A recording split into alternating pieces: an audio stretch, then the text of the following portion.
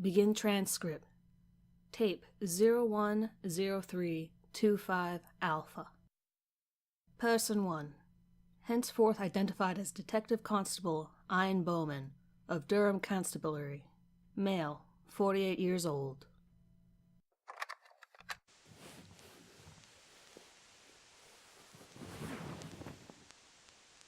This is DC Ian Bowman, interviewing Alan Pennick, suspect in the murder of 4 people, including a minor. The suspect called 999 after the incident where incriminating evidence was found at the scene. So, Alan, shall we get started? Tell me what happened from the beginning, in your own words. Person 2. Henceforth identified as the suspect Alan Pennick. Male, 34 years old.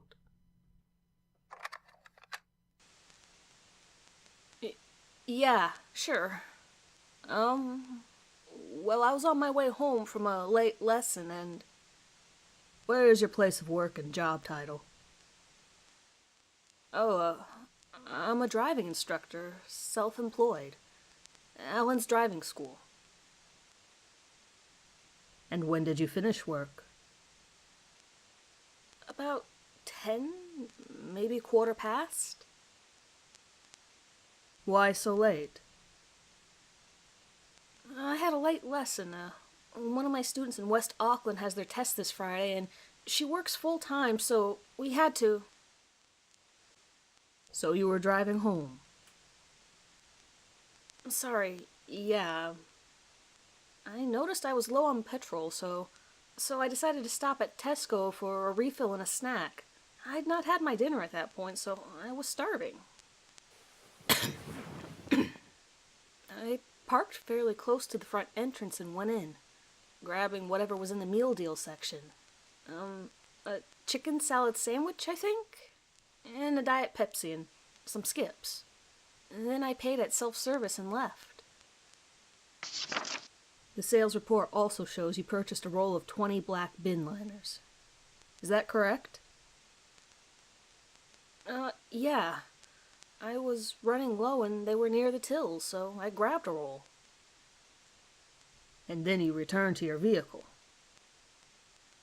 Yeah, and drove it round to the petrol station at the front of the car park and pulled up at one of the pumps.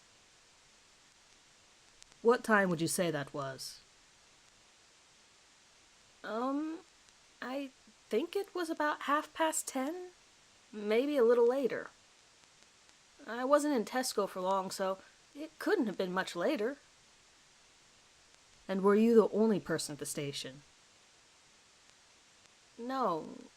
There was a woman filling up her car at the pump in front of mine. I think I saw some movement in the back, but I wasn't really paying attention.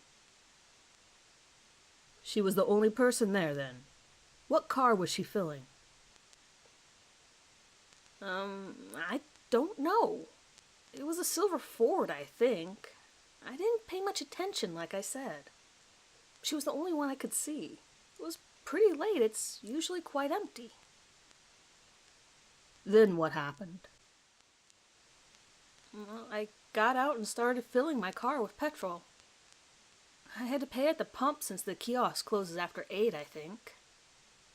Then another car pulled into the car park and almost lost it on the corner. Some young idiot trying to impress people with his beefed-up orange Golf or something. They pulled into the petrol station too? Yeah, right behind me, almost going into the back of my car. The other 2 pumps were cordoned off, so they could only use the 2 where I was. I got impatient and started honking and revving the engine. I tried to ignore it. I looked at the woman and we exchanged a look that said something like, "Idiots, huh?" I must have smirked or something, or the driver saw us. He got out of his car, him and his passenger buddy, and squared up to me. The passenger went around the other side towards the woman, and she panicked and put the hose back. She probably just wanted to get out of there as quickly as possible. So the driver was in front of you. Was he armed? I don't think so. I didn't see him holding anything. I just thought he's probably some tough guy who tries to intimidate people but never actually does anything. So I kept filling my car. I didn't want the woman to get involved, though, so I tried to call out to his mate and get the attention on me. Now, Noble, we can confirm these events as we have the footage from cameras at the station. After that, though, footage goes static. What happened after you got his attention? I don't know what happened to his mate, but the driver pushed me at that point. Grabbed the hose and started spraying me with petrol. I started shouting at him to just leave me alone and to fuck off and let me leave. He started threatening me and dropped the hose. He was going for his pocket, for a lighter or something. I started panicking and turned to run. And then it all went quiet. It went quiet? What happened to stop the assault? Nothing happened. They just disappeared. No threatening kid or his mate. No woman rushing back to her car. Nobody was there but me. What about their cars? They were still there, correct? What did you think had happened? I don't know. The cars were still there. The orange one was still on even. They just gone. I never saw it happen. They never ran away. They just weren't there anymore. I know, it sounds crazy. That's when I freaked and got back in the car to ring you guys. So you don't recognize this, then? What?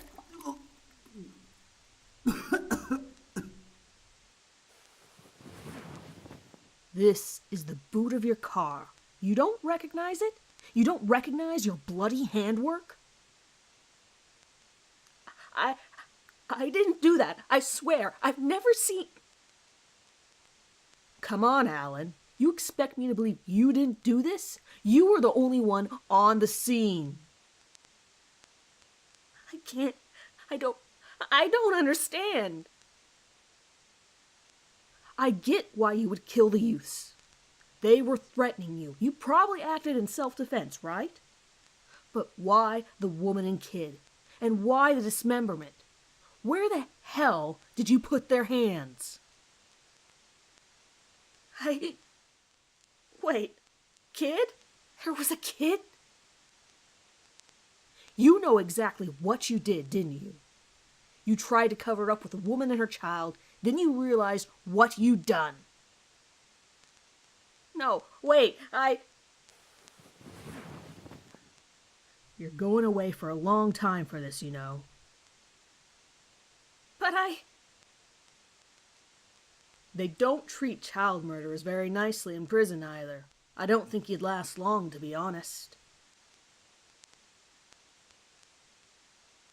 Alan, you still with me? Alan?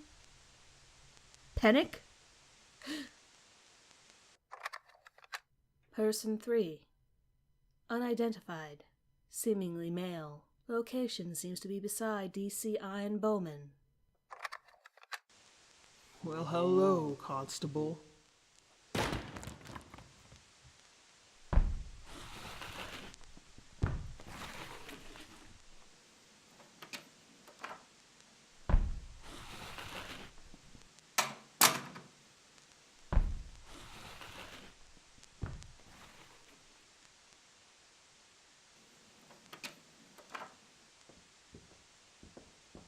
Bowman. Bowman? DC Bowman. Where the... Check his handcuffs. End transcript. Post-interview notes. DCI and Bowman was found roughly an hour later in the department shower room, dismembered and missing both hands.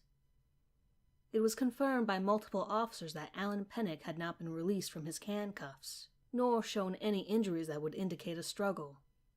He remained in a conscious yet unresponsive state for several minutes, and once responsive was confused about the disappearance of D.C. Ian Bowman and appearance of other officers in the room.